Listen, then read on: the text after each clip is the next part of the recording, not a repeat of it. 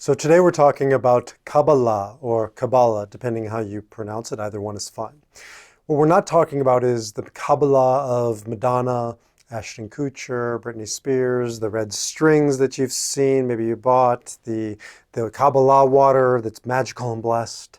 All of that is to Kabbalah what McDonald's is to cuisine, not even in the same ballpark. What we are going to talk about is the authentic Kabbalah and some basic principles as I utilize them in my own life and in the lives of the people whom I guide. I am Baruch. I am co-founder of Soul Centered. Soul Centered is a spiritual center for meaning, purpose, and healing for anybody in the afternoon of life. Afternoon of life is the second half of life. The second half of life can be the most important, impactful, inspirational time of our life if we have new goals, new rules, and new tools. If we stop living like we did in the morning of life, the first half of life, paraphrasing Dr. Carl Jung, what got you here won't get you there. What worked in the morning will wreak havoc in the afternoon of life. There is a better way. And part of that way is Kabbalah, is to think about our lives, our self, our existence here from a Kabbalistic perspective, because it has tremendous amounts to offer you. You don't have to be Jewish in order to access this wisdom tradition. It grows out of Judaism and Jewish values, practice, texts, but it isn't Judaism per se, and the wisdom, the principles are accessible to anybody and everybody. I am a rabbi. I have been an ordained rabbi for 20 years, though now I function as a logotherapist, a meaning-centered psychotherapist. I guide people from all religions or no religion through all of life's T's, transitions, tests, trials, traumas, tragedies. One of the things I do draw upon is Kabbalah, but I draw upon lots of great traditions. Eastern meditation, mindfulness practice, Buddhism in particular, and Hinduism and yoga, and the Toltec tradition. Best practice, I don't care where something comes from. I care, does it work? Is it true? I'm a spiritual pragmatist. I just want things that work.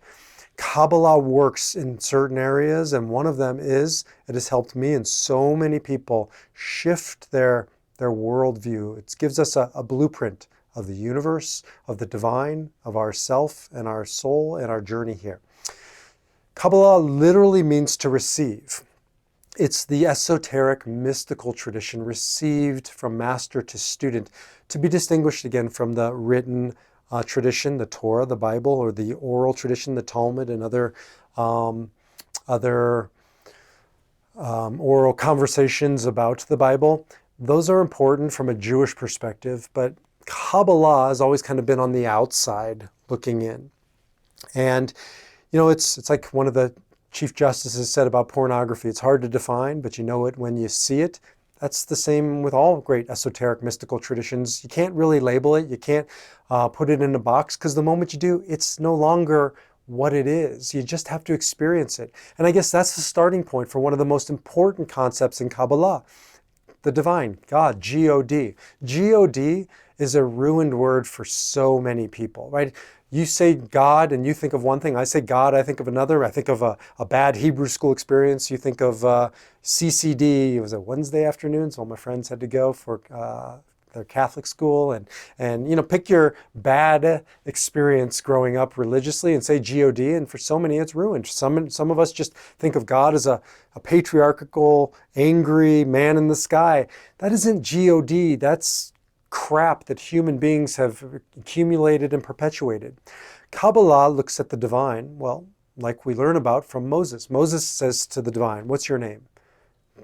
God doesn't say G-O-D, call me G-O-D, right? What does God say? Ehyeh asher ehyeh. I am that I am. I will be that I will be. You can't label me. I am infinite. The moment you make me finite, I am no longer the divine. I am what you need me to be. Kabbalists say we experience the divine in infinite ways.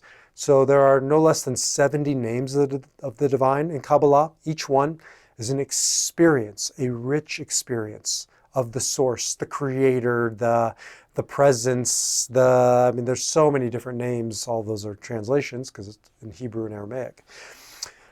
But the important point for me and for the people I guide is taking back a in intellectual spirituality. So I don't want to have to choose between thinking and feeling, right? Between my spirituality and my intellectuality. Is that a word? I want it both. And Kabbalah allows for, in fact, demands that we have a sophisticated approach to the most sophisticated of conversations, the divine.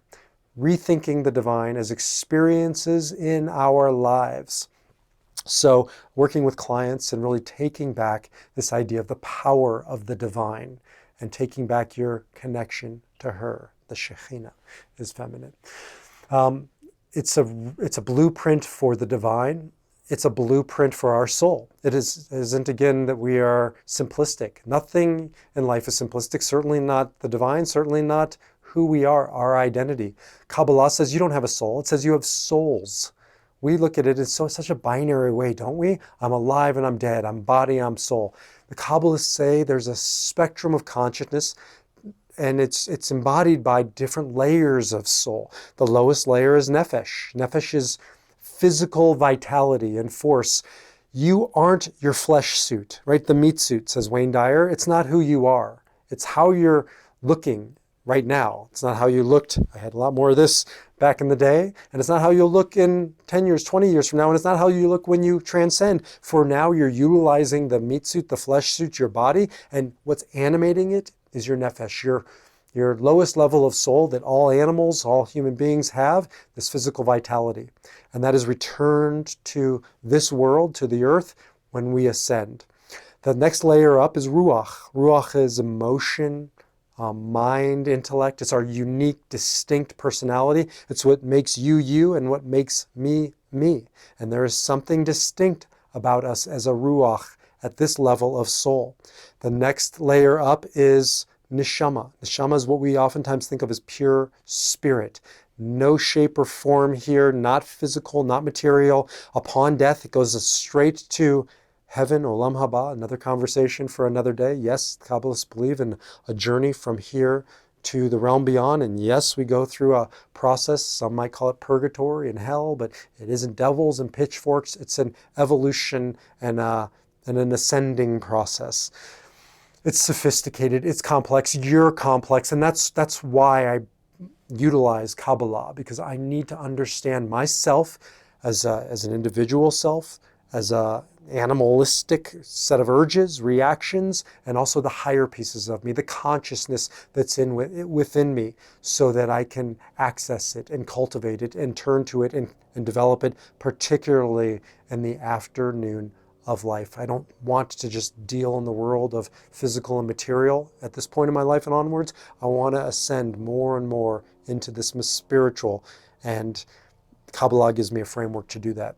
Lastly, Kabbalah is really helpful for me and my clients in regards to our purpose. I work with clients all day, every day on your soul purpose, name of my program and my work with them, and finding their soul purpose. Our soul purpose revolves around this Kabbalistic idea of tikkun. The world is a fragmented, fractured, broken place by definition, right? If God were here, if the divine were here completely, it would be infinite. There'd be no room for you and me. So the Kabbalists explain, in a longer conversation for another time, how the divine has withdrawn out of an act of love, leaving us a playground, a space. And on the playground, good things happen and bad things happen. And bad things happen to good people and good things happen to bad people. And how do we explain that? Because out of an act of love, the divine withdrew herself, making room for you and I to stumble, to falter, to fail, to fall down off the jungle gym of life, to pick ourselves back up again, to help other people, and to do this work of tikkun, of fixing and of helping and of serving, and that's the work we're here to do. The Kabbalists explain the divine's presence almost like sparks left over in the darkness. There are sparks, and the world is dark, emotionally, spiritually, physically at times. Our job is to go into the darkness and find those sparks, the darkness out in the world, the darkness in ourselves, in the darkest, deepest parts of ourself. I work in my own life and with my clients on going into the darkness, going into the shadows, not avoiding them. Avoidance, a dance around the void, constantly dancing around them as we do in the morning of life. We run from the darkness and the shadows. We avoid it. We say it's broken and less than and inferior, when the Kabbalists say no, in fact, that the shadows, the darkness, are the pathway to the light. And the way we get to the light is by going into those shadows, finding those sparks, becoming spark seekers. I wrote a book called Spark Seekers based on Kabbalah. That was particularly around the loss of a loved one, of death. We need to go through our grief into the darkness, find sparks of beauty, of blessing, of hope, of love, of giving, of forgiveness. Each one of those is a spark, and we accumulate them, become spark seekers, and it grows into a fire, into a flame, into a fire, and we carry the fire forward, illuminating the darkness for ourselves. That's called tikkun nefesh, fixing our own little world, our own little self, taking it out to the world, tikkun olam, fixing a broken world through doing this work. So often we're taught, especially in the morning of life, you want to do good, you want to help people, go join a cause, go sit on a board, write a check.